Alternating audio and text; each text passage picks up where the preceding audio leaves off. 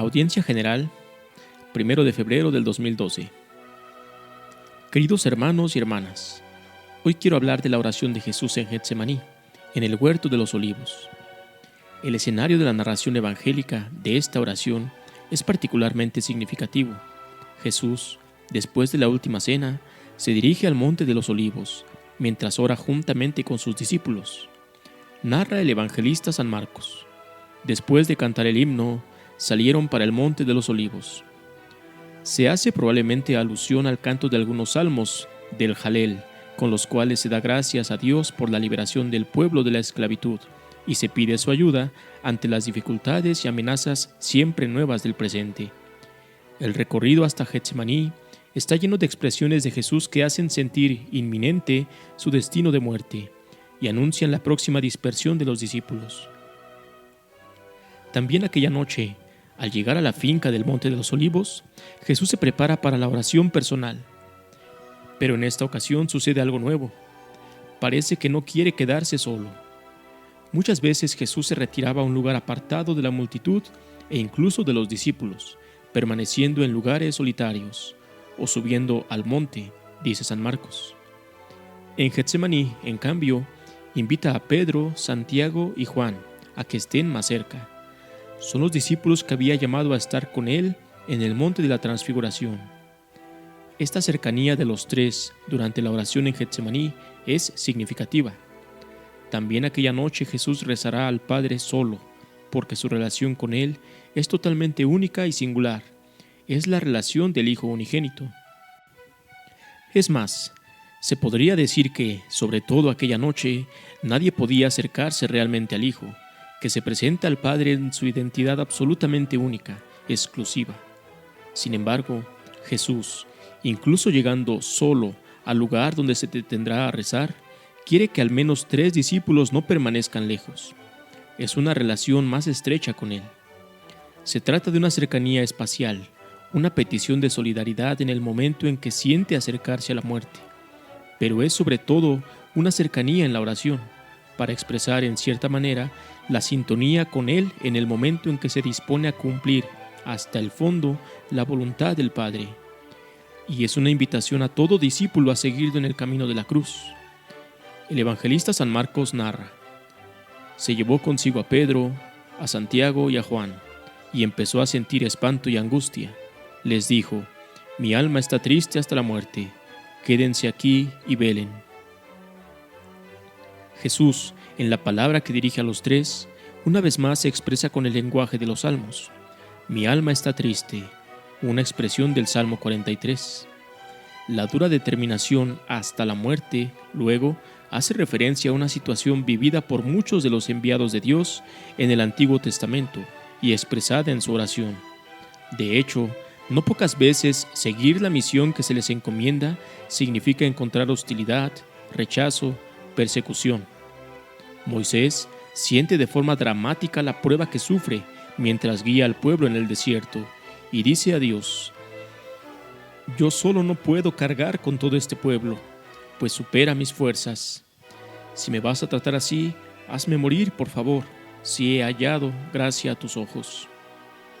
Tampoco para el profeta Elías es fácil realizar el servicio a Dios y a su pueblo. En el primer libro de los Reyes se narra: luego anduvo por el desierto una jornada de camino, hasta que sentándose bajo una retama, imploró la muerte diciendo: ya es demasiado, Señor, toma mi vida, pues no soy mejor que mis padres. Las palabras de Jesús a los 3 discípulos, a quienes llamó a estar cerca de él durante la oración en Getsemaní, revelan en qué medida experimenta miedo y angustia en aquella hora. Experimenta la última profunda soledad precisamente mientras está llevando a cabo el designio de Dios. En ese miedo y angustia de Jesús se recapitula todo el horror del hombre ante la propia muerte, la certeza de su inexorabilidad y la percepción del peso del mal que roza nuestra vida. Después de la invitación dirigida a los 3 a permanecer y velar en oración, Jesús solo se dirige al Padre.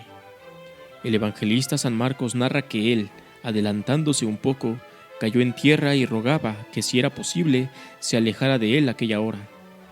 Jesús cae rostro en tierra. Es una posición de la oración que expresa la obediencia a la voluntad del Padre, el abandonarse con plena confianza a Él. Es un gesto que se repite al comienzo de la celebración de la Pasión, el Viernes Santo, así como en la profesión monástica y en las ordenaciones diaconal, presbiteral y episcopal, para expresar en la oración, también corporalmente, el abandono completo a Dios, la confianza en Él.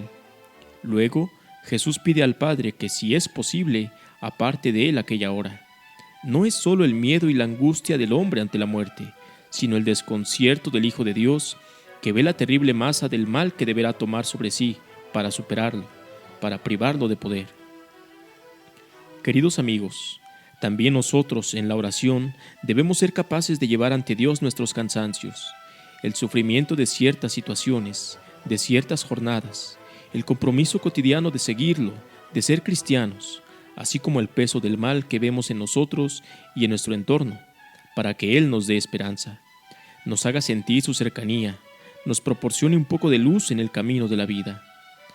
Jesús continúa su oración. Abba, Padre, tú lo puedes todo, aparta de mí este cáliz, pero no sea como yo quiero, sino como tú quieres. En esta invocación hay 3 pasajes reveladores.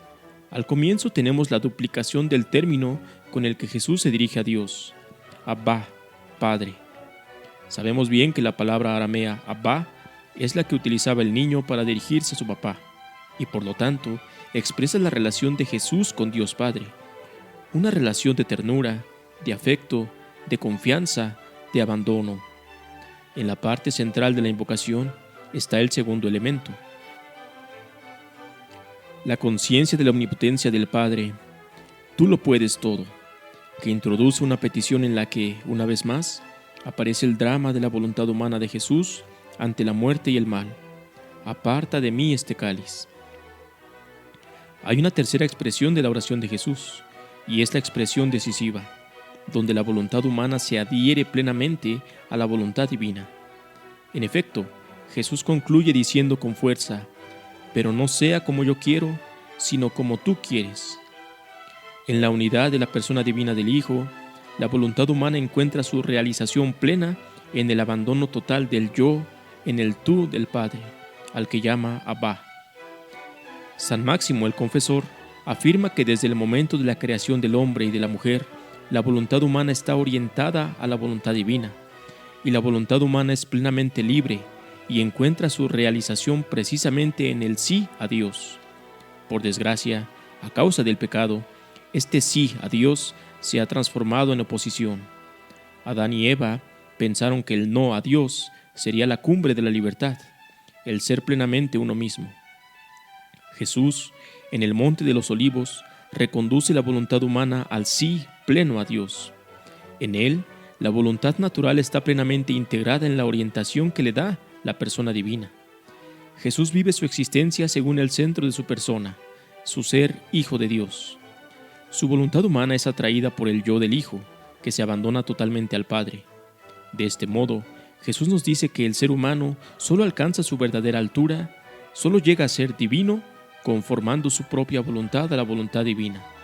Solo saliendo de sí, solo en el sí a Dios, se realiza el deseo de Adán, de todos nosotros, el deseo de ser completamente libres.